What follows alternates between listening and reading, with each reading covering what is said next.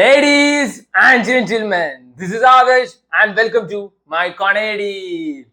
ഒരു അടിപൊളി love story ഇപ്പൊ OTT വന്നിട്ട് ഈ അവിഞ്ഞ തൊലിഞ്ഞ റൊമാൻസ് അല്ല, മാഡ് ആയിട്ടുള്ള ഇന്റൻസ് ആയിട്ടുള്ള റോ ആയിട്ടുള്ള സാധനം.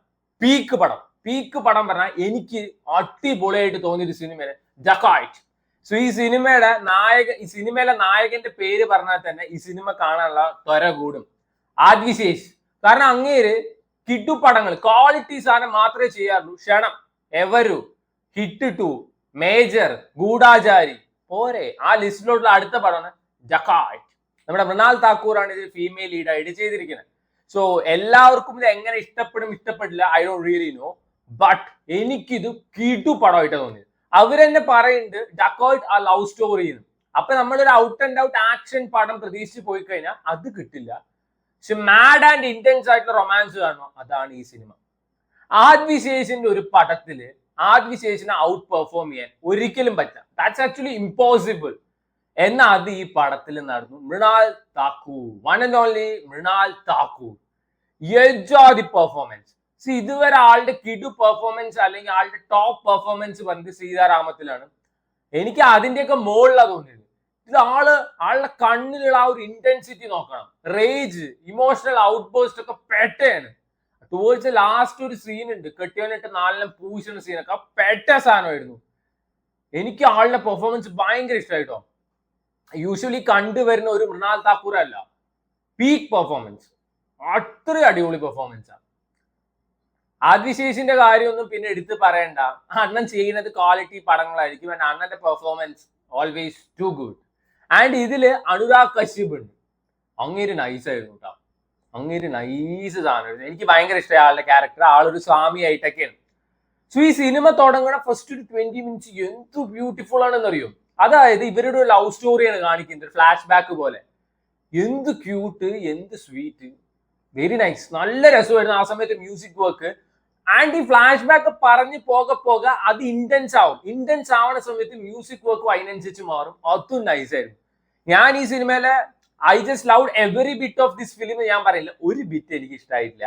ഇതിൽ മറ്റേ ജോണിയുടെ ഒരു ഐറ്റം ഡാൻസ് ഉണ്ട്, അത് വേസ്റ്റ് സാധനമാണ്. യൂഷ്വലി ഐറ്റം ഡാൻസ് കാണുമ്പോൾ നമുക്ക് ഒരു കിക്ക് കിട്ടില്ലേ, അത് എനിക്ക് കിട്ടിയിട്ടേ ഇല്ല. ആ പാട്ടിലും കിട്ടിയിട്ടില്ല, ആ ഡാൻസിലും കിട്ടിയിട്ടില്ല. അതിന്റെ ആവശ്യമില്ല. ബാക്കി എനിക്ക് എല്ലാം ഈ സിനിമയിൽ ഇഷ്ടമായി. ടുവേർഡ്സ് ക്ലൈമാക്സ് ഒക്കെ ഞാൻ കരഞ്ഞു. എനിക്ക് അത്രയും സങ്കടം വന്നു.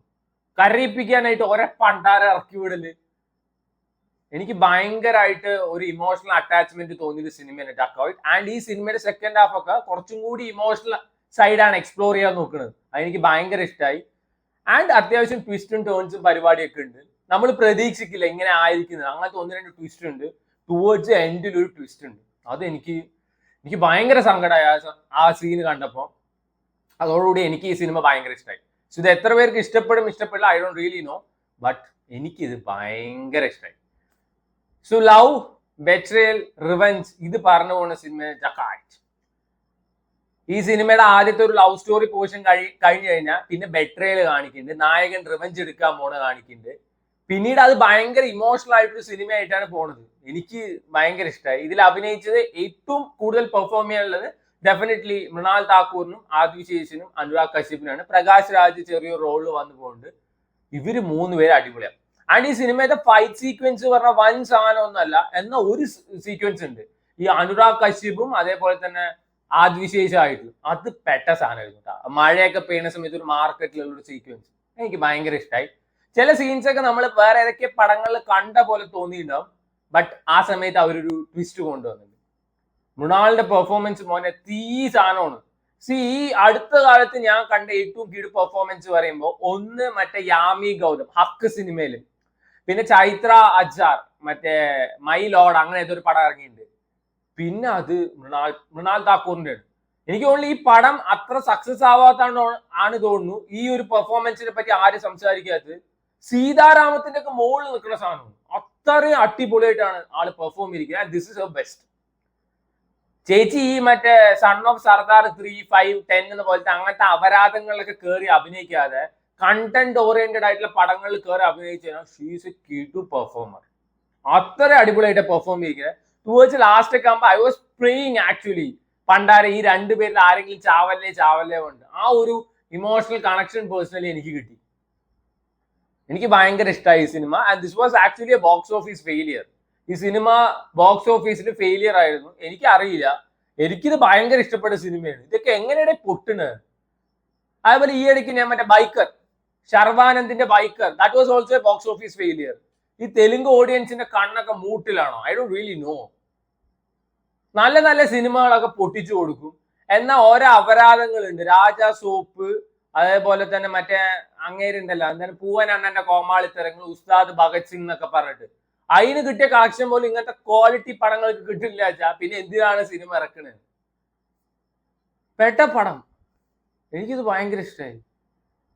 ഈ സെക്കൻഡ് ഹാഫിലൊക്കെ ആവുന്ന സമയത്ത് നമ്മൾ ഔട്ട് ആൻഡ് ഔട്ട് ആക്ഷൻ പടം പ്രതീക്ഷിക്കാതെ ഇരുന്ന് കഴിഞ്ഞു വെച്ചാൽ ഇത് ഡെഫിനറ്റ്ലി ഇഷ്ടാവും എന്നാണ് എനിക്ക് തോന്നുന്നത്.